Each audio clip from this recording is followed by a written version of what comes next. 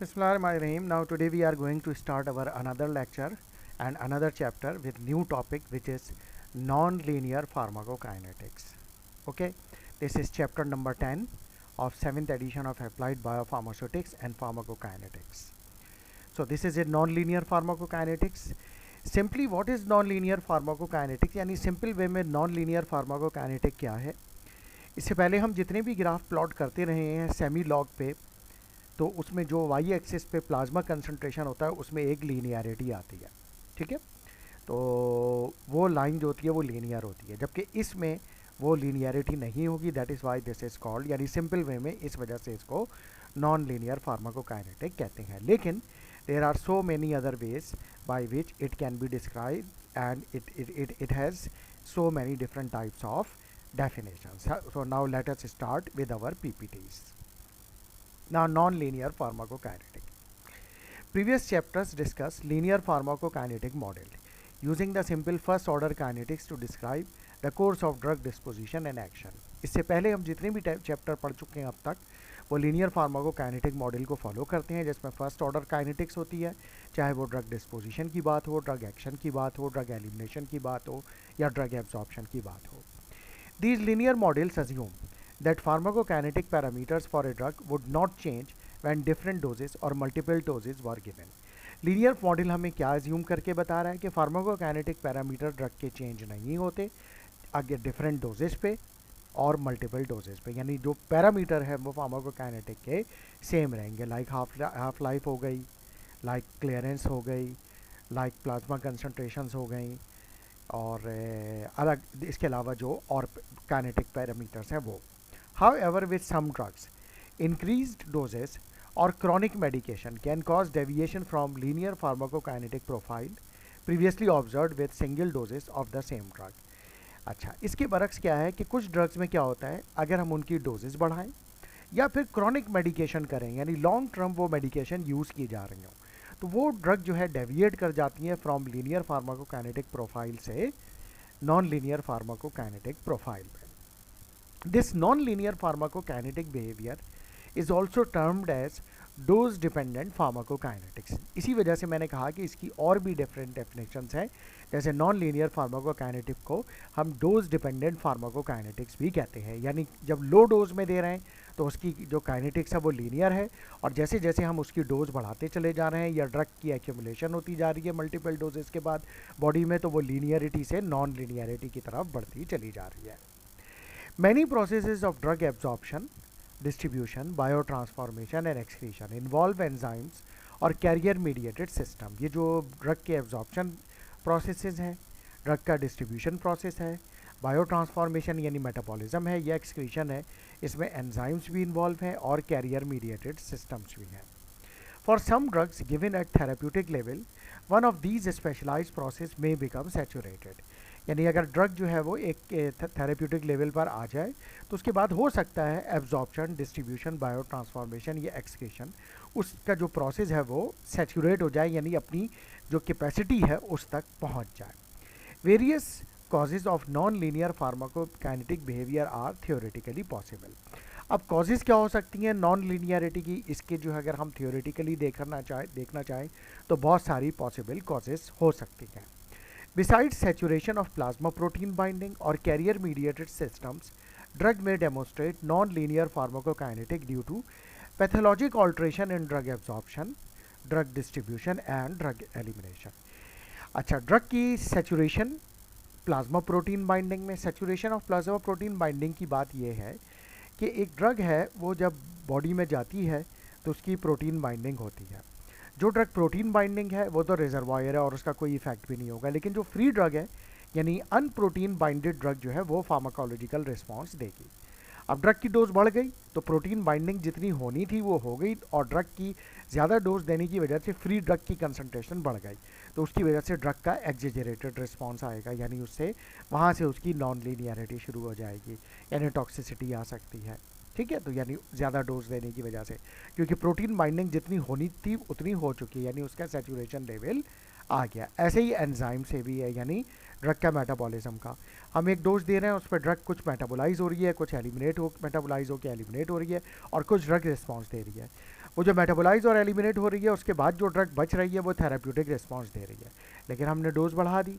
अब ड्रग का मेटाबॉलिज्म उससे ज़्यादा मजीद नहीं बढ़ सकता, तो फिर अनमेटाबोलाइज ड्रग यानी जो ड्रग थेराप्यूटिक रिस्पॉन्स देती है वो बढ़ जाएगी, यानी अब वो टॉक्सिक कंसंट्रेशन में आ जाएगी, जिसकी वजह से उसका टॉक्सिक रिस्पॉन्स आ रहा होगा, यानी मेटाबॉलिज्म जो है उसका वो उसकी कैपेसिटी जो है यानी वो सैचुरेट हो गई है। ऐसी कैरियर मीडिएटेड सिस्टम है। अगर ड्रग एलिमिनेट होती है किसी कैरियर मीडिएटेड सिस्टम से, तो अगर लो डोज में दे रहे हैं तो वो कैरियर मीडिएटेड सिस्टम काफ़ी है उसको एलिमिनेट करने के लिए और प्लाज्मा कंसंट्रेशन को थेराप्यूटिक रेंज में मेंटेन करने के लिए।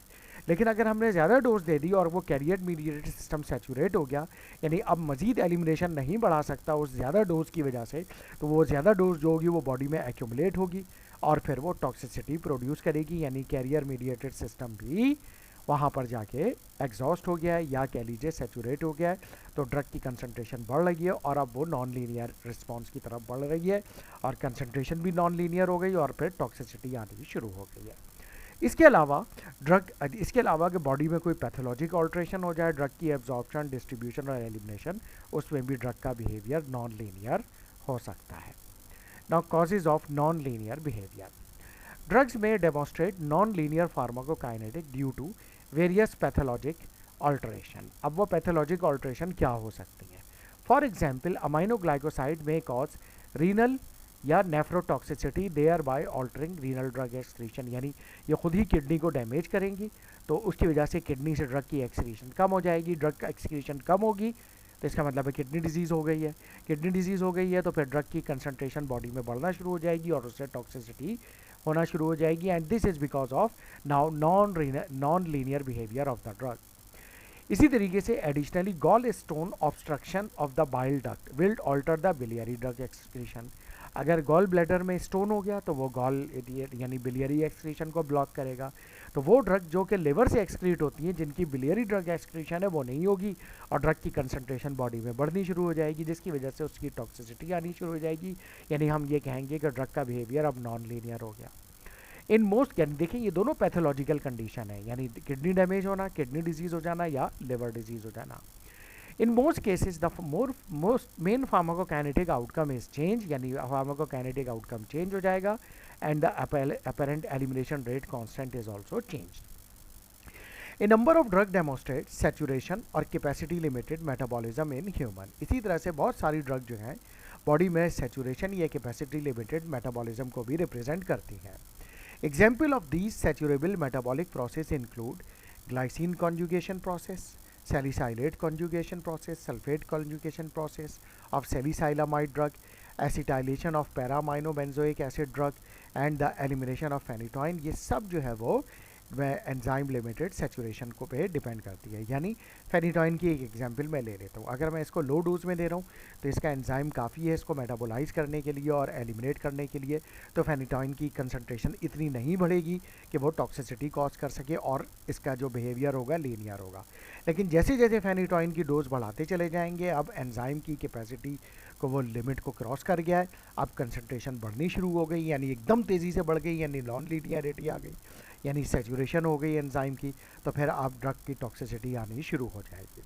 This saturable process represents critical point where drug elimination can shift from predictable linear kinetic to more complex non-linear pattern। तो वही है कि ये जहाँ से ये सैचुरेशन स्टार्ट हो जाएगी वही क्रिटिकल पॉइंट होगा जिसमें ड्रग का एलिमिनेशन शिफ्ट हो जाएगा फ्रॉम प्रिडिक्टेबल लीनियर बिहेवियर से नॉन लीनियर कॉम्प्लेक्स बिहेवियर से। तो enzyme saturation which is metabolic pathway become overwhelmed at high drug concentration, जहाँ से वो ओवरवीम्ड होगा हाई कंसंट्रेशन पे, वहाँ से फिर ड्रग की नॉन लीनियरिटी शुरू हो जाएगी। इसी तरह से कैरियर सिस्टम में भी, यानी transport mechanism reach maximum capacity, तो उसकी वजह से वहाँ से उसकी नॉन लीनियरिटी शुरू हो जाएगी। और तीसरा है वही पैथोलॉजिक चेंजेस, जैसे यहाँ पे किडनी डैमेज या liver damage, disease state alter the normal drug excretion process, तो वहाँ से फिर लीनियरिटी से non linear drug behaviour start हो जाएगा। की कैरेक्टरिस्टिक्स ऑफ सैचुरेशन काइनेटिक्स। की कैरेक्टरिस्टिक्स सैचुरेशन काइनेटिक्स की क्या होगी? Drugs that demonstrate saturation kinetics usually show several distinctive characteristics that differentiate them from drugs following linear pharmacokinetics। यानी कुछ ऐसी डिस्टिंक्ट कैरेक्टरिस्टिक्स हैं जिसकी बेस पर सैचुरेशन लेवल पे जिस पे हम ये कह सकते हैं कि लीनियर फार्माकोकाइनेटिक और नॉन लीनियर क्या होगी। Understanding these characteristic is essential for proper dosing and therapeutic monitoring of these medication. So लिहाजा वो ड्रग्स जिनमें ये खदशा हो, पोटेंशियल डेंजर हो कि वो लीनियरिटी से नॉन लीनियरिटी की तरफ बढ़ सकती हैं, हमें कुछ मेडिकेशन रिलेटेड इश्यूज़ को सामने रखना पड़ेगा अगर हम उसकी थेरेप्यूटिक ड्रग मॉनिटरिंग कर रहे हैं और उसकी डोजिंग कर रहे हैं। पहली चीज़, non linear elimination. Elimination of drug does not follow simple first order kinetic, that is elimination kinetics are non linear. यानी ये हमें मालूम होना चाहिए कि ड्रग जो है वो कितनी डोज तक फर्स्ट ऑर्डर को फॉलो कर रही है और कहाँ से फिर वो ज़ीरो ऑर्डर या कैपेसिटी लिमिटेड को पहुँच जाएगी जहाँ से उसकी नॉन लीनियरिटी स्टार्ट हो जाएगी। पहली चीज़, changing half life. The elimination half life changes as the dose is increased. Usually क्या होता है कि जब तक फर्स्ट ऑर्डर फॉलो हो रहा है यानी ड्रग की लीनियरिटी है तो हाफ लाइफ रिमेन्स कांस्टेंट, उसमें कोई चेंज नहीं आता। लेकिन अगर उसमें हाफ लाइफ में चेंज आ रहा है as the dose is increase, usually the elimination half life increase, और आमतौर पे हाफ लाइफ बढ़ना शुरू हो जाती है with increasing dose due to saturation of enzyme system या saturation of elimination system. However the elimination half life might decrease due to self-induction of liver biotransformation enzyme as is observed with carbamazepine, और vice versa भी हो सकता है कि elimination half life कम भी हो सकती है। वो कब हो सकती है कि एंजाइम इंडक्शन हो गया। एंजाइम इंडक्शन का मतलब ये हुआ ड्रग के मेटाबोलाइजिंग एंजाइम बढ़ गए, यानी ड्रग दी, पहले तो ड्रग के एंजाइम लेवल नॉर्मल थे तो ड्रग अपना थेरेप्यूटिक रिस्पॉन्स देती थी, मेटाबोलाइज होती थी और एलिमिनेट हो जाती थी, तो कोई प्रॉब्लम नहीं आ रही थी। लेकिन जब एंजाइम इंडक्शन हो गया और ड्रग ने खुद ही इंड्यूस कर दिया, इसी वजह से उसको कहा जा रहा है सेल्फ इंडक्शन, तो उससे क्या होगा, एंजाइम लेवल बढ़ जाएंगे, ड्रग मेटाबोलाइज तेज़ी से हो जाएगी और उससे थेरेप्यूटिक रिस्पांस भी कम हो जाएगा और ड्रग तेज़ी से बॉडी से एलिमिनेट हो जाएगी, तो उस केस में ड्रग की हाफ लाइफ कम हो जाएगी। तो ये भी हो सकता है जैसा कि कार्बामेजेपिन में के केस में होता है। इसके अलावा नॉन लीनियर में नॉन प्रोपोर्शनेट AUC होगा, यानी the area under the curve is not proportional to the amount of bioavailable drug, क्योंकि आमतौर पे ये होता है कि ड्रग आप बढ़ा देंगे तो उसका उतने ही प्रपोर्शन से उतने ही परसेंट AUC बढ़ जाएगा, जितना परसेंट ड्रग कम करेंगे AUC उतने परसेंट कम हो जाएगा। इसमें ऐसा नहीं होगा, यानी आप 1% बढ़ाएंगे तो 2% AUC बढ़ रहा है, तो इसका मतलब है ये नॉन लीनियरिटी को शो कर रहा है।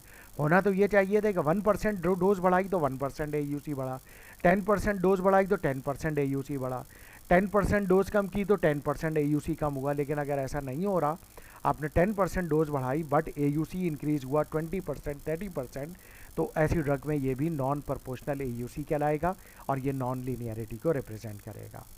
Competition effect.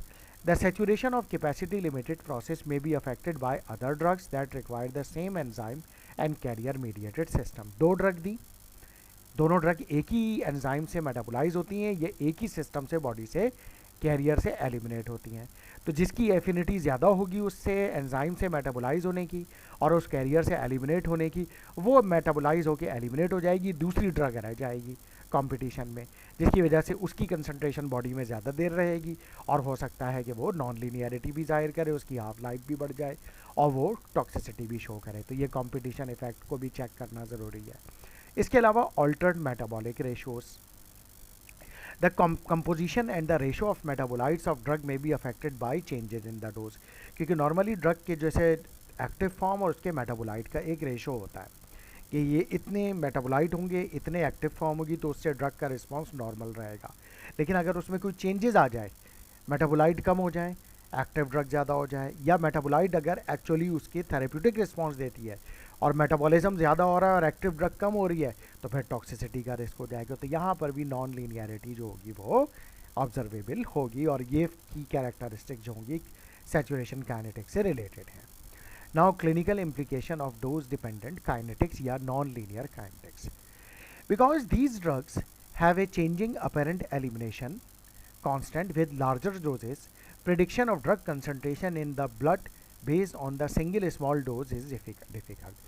तो क्योंकि जब हम डोजेस बढ़ाते हैं लार्जर डोजेस से, तो फिर हम ये हमारे लिए प्रिडिक्ट करना मुश्किल हो जाता है कि इसका वो एलिमिनेशन रेट कांस्टेंट या एलिमिनेशन कांस्टेंट किस तरह से होगा, और ये भी मुश्किल हो जाता है कि हम पहले से प्रिडिक्ट कर सकें कि इसकी प्लाज्मा कंसंट्रेशन क्या अचीव होगी।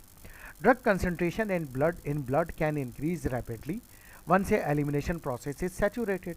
जैसे ही एलिमिनेशन रेट प्रोसेस सैचुरेट हो जाएगा तो ड्रग कंसंट्रेशन एकदम तेज़ी से प्लाज्मा में बढ़ना शुरू हो जाएगी. वो कब होगी हमें पता ही नहीं होगा. इन जर्नल मेटाबॉलिज्म यानी bio transformation and active tubular secretion यानी वही transport system carrier mediated elimination system of the drug by the kidney are the process most usually saturated. यानी मेटाबॉलिज्म सैचुरेट हो गया या जो एक्टिव ट्यूबुलर सिक्रीशन है वो सैचुरेट हो गया, तो उसके बाद एकदम जैसे ही ये सैचुरेट हुआ एकदम प्लाज्मा कंसंट्रेशन तेज़ी से बढ़ गई. यानी उस पॉइंट से ड्रग की लीनियरिटी नॉन लीनियरिटी में कन्वर्ट होना शुरू हो गई. अच्छा, अब क्योंकि ये कब हो जाएगा हमें मालूम नहीं होता है, इसी वजह से हम कह रहे हैं दिस अनप्रिडिक्टेबिलिटी, ये अनप्रिडिक्टेबल सिचुएशन है poses significant challenges for clinical pharmacokinetics या clinical pharmacies. So a dose that appears safe based on linear extrapolation from lower doses may result in unexpectedly high plasma concentration and potentially toxic. Low dose the, safe थी, linear behaviour था, जैसे ही उसकी extrapolate हुई concentration बढ़ाते चले गए, कब वो पोटेंशियली टॉक्सिक हो गई we don't know. Therefore, careful therapeutic monitoring become essential for medication exhibiting saturation kinetics. तो वो ड्रग्स जिनमें ये saturation का प्रोसेस होता है, we need to be careful and we need to do as a pharmacist careful therapeutic drug monitoring.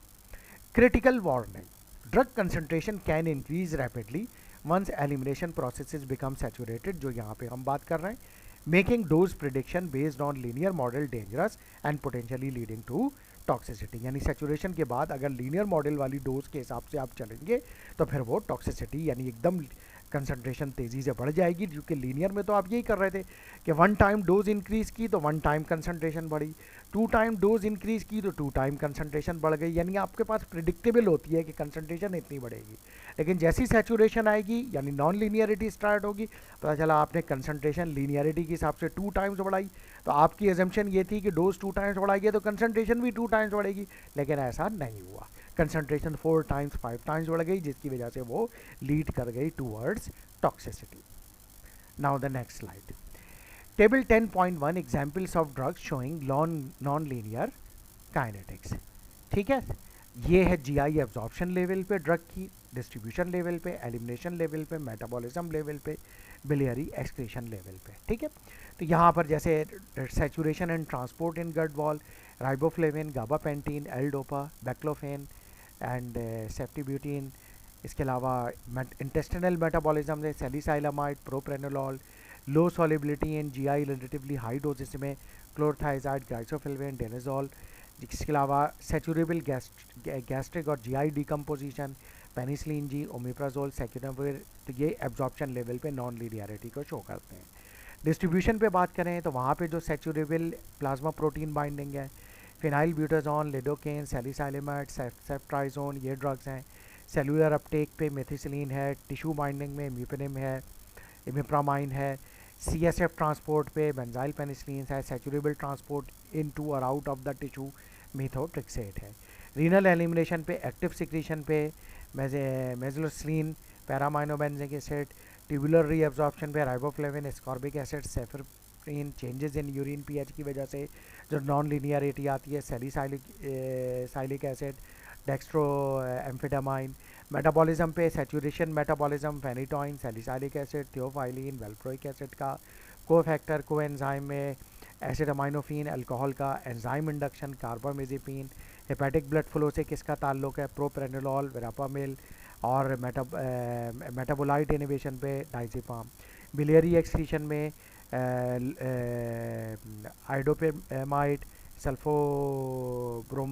ब्रोमेफ्थिलीन sodium and एंटेरोहेपेटिक recycling में साइमेटिडीन और isotretinoin शामिल है. तो ये टेबल 10.1 हमें कुछ एग्जाम्पल बता रहा है. ये एग्जाम्पल अब हम आते हैं plasma level time curve in saturable kinetics. Figure 10.1 जो कि ये है. Demonstrate plasma level time curve for a drug that exhibits saturable kinetics. When a drug dose is given, a curve is obtained with initial slow elimination phase followed by much more rapid elimination at blood concentration, which is curve A. Now, with a small doses of drug, apparent first order kinetic is observed because no saturation kinetic is observed in curve B. अच्छा, ये जो curve B है ये बता रहा है यानी IV dose थी, कंसंट्रेशन इतनी अचीव हुई, तो क्योंकि एंजाइम और एलिमिनेशन सिस्टम सैचुरेट नहीं था तो इसने फर्स्ट ऑर्डर को फॉलो किया, यानी ये लीनियरिटी है। लेकिन जब हमने ये कर्व ए में ज़्यादा डोज दी तो ये देखें ये बैंड बनाता हुआ कर्व जा रहा है। होना ये चाहिए था कि ये कर्व इस तरह से आता अगर लीनियरिटी होती, ठीक है, लेकिन क्योंकि सिस्टम सैचुरेट हो गया तो ये इस तरह से कर्व बना के नीचे आया, जिससे ये पता चल रहा है कि ये नॉन लीनियर बिहेवियर को शो कर रहा है। If the pharmacokinetic data were estimated only from the blood level describe by curve B, यानी अगर कर्व बी की बेस पे आप चलें यहाँ पे इतनी डोज पे, तो होना तो ये सी चाहिए था, ठीक है। So then two fold increase in dose would give the blood profile presented in curve C, तो 2 टाइम्स इंक्रीज ये देना चाहिए था curve C, which considerably under estimated drug concentration as well as duration of action, जिसकी वजह से drug की concentration और इसका एलिमिनेशन अंडर एस्टिमेट होता। This under estimation can have serious clinical consequences, यानी जिसमें टॉक्सिसिटी हो सकती है, as actual drug concentration exposure में be far greater than predicted. देखें इसमें एरिया अंडर द कर्व ये आ रहा है, जबकि इसमें एरिया अंडर द कर्व ये आ रहा है, यानी यही ड्रग दी है, जब इतनी डोज में दी थी तो कंसंट्रेशन यहाँ से यहाँ गई, यानी linear.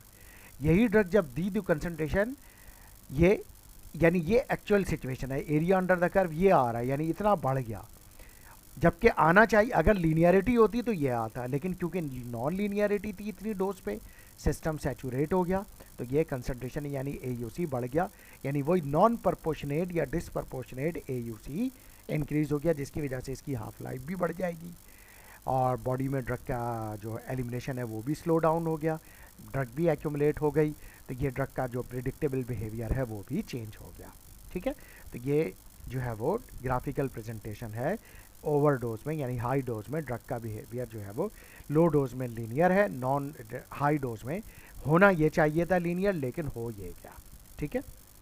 Now determining dose dependent kinetics. Now in order to determine whether a drug is following dose dependent kinetics यानी non linear kinetics, the drug is given at various dosage interval and a plasma level time curve is obtained for each dose. अब अगर हमें ये मालूम करना है कि कौन सी डोज कितनी डोज पर डिपेंडेंट हो जाती है, डोज डिपेंडेंट काइनेटिक देती है या नॉन लीनियर काइनेटिक देती है, तो फिर हम उसकी मुख्तलिफ डोजेस पे प्लाज्मा लेवल टाइम कर्व जो है वो ऑब्टेन करते हैं। The curve should exhibit parallel slope if the drug dose independent kinetics. अगर ड्रग जो होगी वो फर्स्ट ऑर्डर को फॉलो कर रही है, यानी डोज इंडिपेंडेंट काइनेटिक्स है, यानी लीनियरिटी है, तो फिर ड्रग के जो वो कर्व आने चाहिए वो पैरेलल आने चाहिए। This parallel relationship indicate that the elimination rate constant remains constant regardless of dose, यानी half life remains constant regardless of dose, यानी जैसे जैसे डोज बढ़ाते चले जाते हैं एलिमिनेशन रेट भी उस हिसाब से बढ़ता चला जाता है, और जो है वो कर्व जो है वो लीनियरिटी शो करता है, यानी बिल्कुल लीनियर लाइन बनती है और पैरेलल लाइन बनती है, जैसा ये पैरेलल लाइन है, ये पैरेलल लाइन, ये पैरेलल लाइन। अगर इस तरह की पैरेलल लाइन भी हाई डोजेस पे आ रही हैं तो फिर ये इसका मतलब है कि ये लीनियर फार्माकोकाइनेटिक है। लेकिन alternatively A plot of the area under the plasma level time curve at various doses should be linear, यानी मुख्तलिफ डोजेस पे जो एरिया अंडर द कर्व होगा वो भी लीनियर होगा। If the relationship between AUC and dose is non linear, और अगर ये रिलेशनशिप बिटवीन डोज और AUC नॉन लीनियर हो जाए, this provide clear evidence of dose dependent pharmacokinetic, तो फिर ये अब हमें एविडेंस मिल रहा है कि ये ड्रग जो है वो डोज डिपेंडेंट फार्माकोकाइनेटिक है, यानी इस ड्रग की डोज डिपेंडेंट यानी नॉन लीनियर फार्माकोकाइनेटिक है।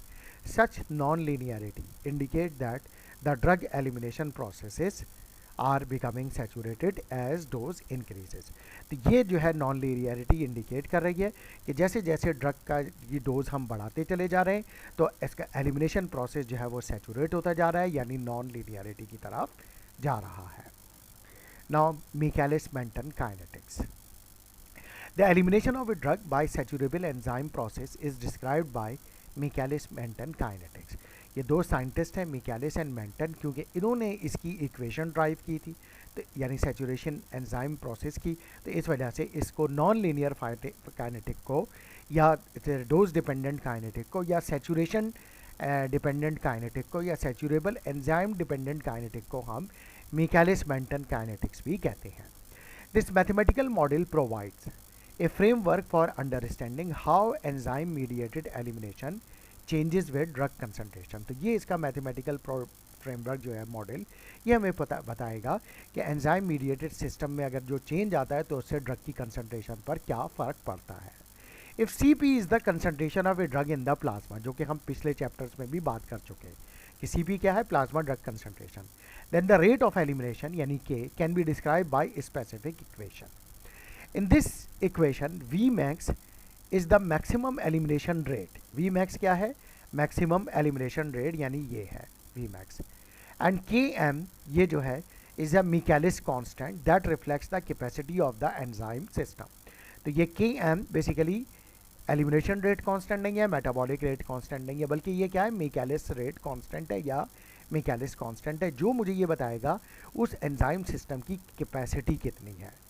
It is important to note that Km is not an elimination constant। जैसे मैंने अभी पहले बताया कि जो पिछले चैप्टर्स में हम बात कर चुके हैं K की, ये वो नहीं है, एलिमिनेशन रेट कांस्टेंट के नहीं है, ये मिचालिस कांस्टेंट है। और एक और डिफरेंस बताऊं, वो जो एलिमिनेशन रेट कांस्टेंट था उसको हम स्मॉल k से रिप्रेजेंट करते थे, और ये जो K है इसको कैपिटल K से, मिचालिस मेंटन कांस्टेंट जो है, मिचालिस कांस्टेंट जो है ये, उसको हम कैपिटल K से रिप्रेजेंट करते हैं। ये क्या है, actually a hybrid rate constant in enzyme kinetics representing both forward and backward reaction rate and equal to the drug concentration or amount of a drug in body at 0.5 Vmax, यानी 50% of Vmax को represent करता है।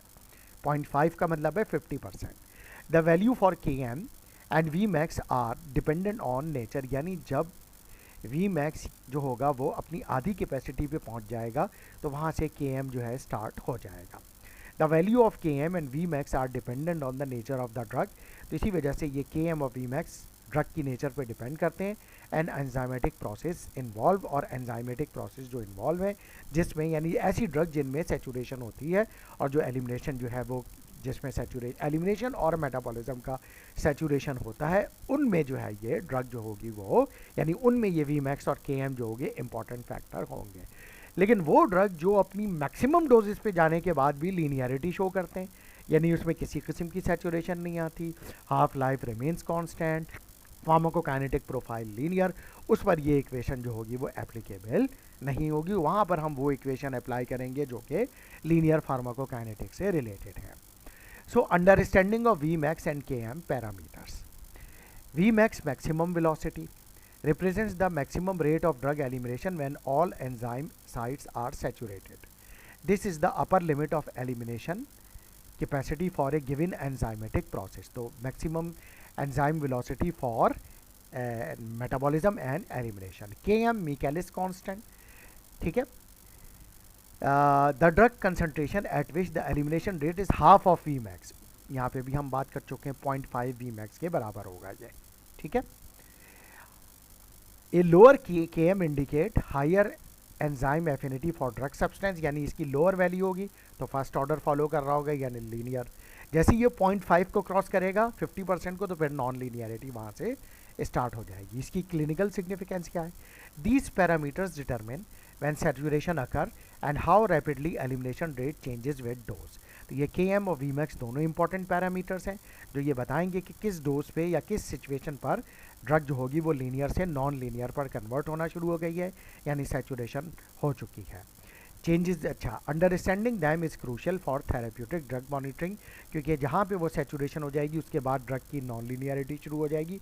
इसके बाद हमें बड़ा संभल के dose increase करनी पड़ेगी, क्योंकि थोड़ी सी ड्रग इंक्रीज़ करेंगे अगर हम तो एकदम कंसनट्रेशन तेज़ी से बढ़ जाएगी, यानी many fold concentration will increase non linearity की वजह से। तो फिर उसके बाद हमें ड्रग की कंसनट्रेशन बहुत एहतियात से बढ़ानी पड़ेगी ताकि ड्रग की concentration within therapeutic range रहे। Elimination rate changes with drug concentration, अच्छा, द कंसंट्रेशन और the elimination rate of hypothetical drug with Km of 0.1 microgram per ml and Vmax of 0.5 microgram ml per hour demonstrate how elimination changes across different concentration।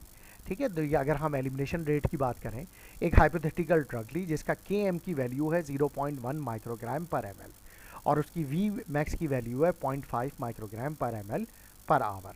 तो how elimination rate changes across different drug concentration, ये drug concentration है, ये दी हुई है।